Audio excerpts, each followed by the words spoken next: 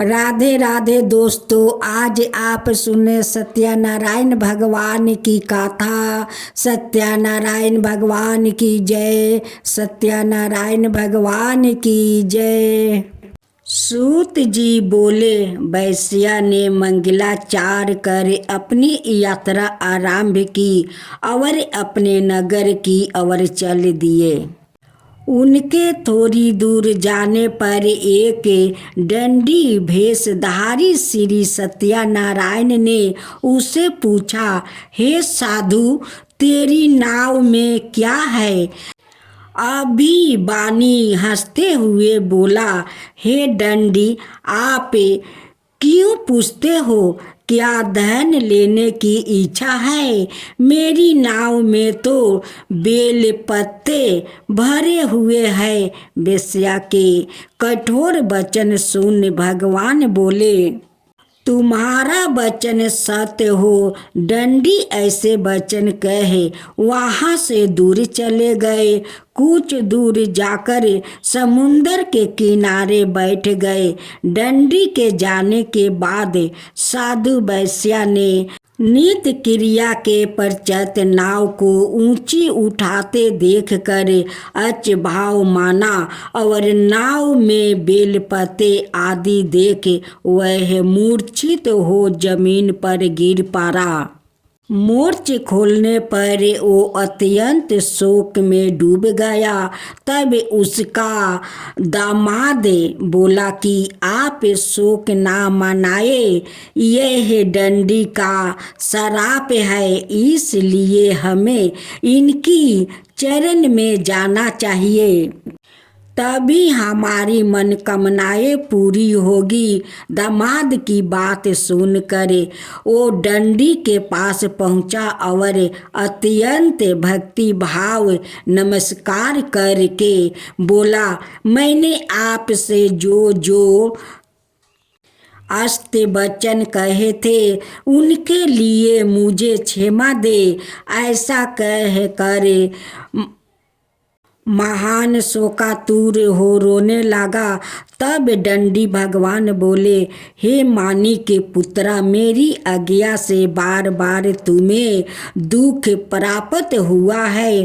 तू मेरी पूजा से विमुख हुआ। साधु बोला, हे भगवान, आपकी माया से ब्रह्मा आदि देवता भी आपके रूप को नहीं जानते, तब मैं अज्ञानी कैसे जान सकता हूँ? आप प्रसन्न हो तो अब मैं समर्थ के अनुसार आपकी पूजा करूँगा।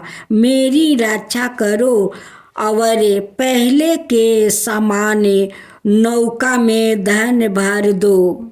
साधु वैश्या के भक्ति पूर्वक वचन सुनकर भगवान प्रसन्न हो गए और उसकी इच्छा अनुसार वरदान देकर अंतर्ध्यान हो गए। ससुर जमाई जब नाव पर आए तो नाव धन से भरी हुई थी। फिर वही अपने अन्याय साथियों के साथ सत्यनारायण भगवान का पूजा करे अपने नगर को चल दिया। जब नगर के नजदीक पहुँचे तो दूत को घर पर खबर करने के लिए भेज दिया। दूत साधु की पत्नी को प्रणाम करे कहता है कि मालिक अपने दामाद सहित नगर के निकट आ गए हैं। दूत की बात सुनकर साधु की पत्नी लीलापति ने बड़े हर्ष के साथ सत्यनारायण भगवान का पूजन करे अपनी पुत्री कालापति से कहा कि मैं अपने पति के दर्शन को जाती हूँ, तू कार्य पूर्ण करे, शीघ्र तू आ जा। माता के ऐसे वचन सुने कालापति जल्दी में प्रसाद छोड़ अपने पति के पास चली गई। प्रसाद की अवज्ञा के कारण श्री सत्यनारायण भगवान रुष्ट हो गए और नाव सहित उसके पति को पानी में डुबो दिया। कालापति अपने पति को वहां ना पाकर रोती हुई जमीन पर गिर गई। नौका को डूबा हुआ देखे वो कन्या को रोता देखा। साधु दुखी होकर बोला कि हे प्रभु, मुझसे और मेरे परिवार से जो भूल हुई है उसे क्षमा करे। साधु के दीन वचन सुनकर श्री सत्यनारायण भगवान प्रसन्न हो गए और आकाशवाणी हुई, हे साधु, तेरी कन्या मेरे प्रसाद को छोड़कर आई है, इसलिए उसका पति दृच हो गया है।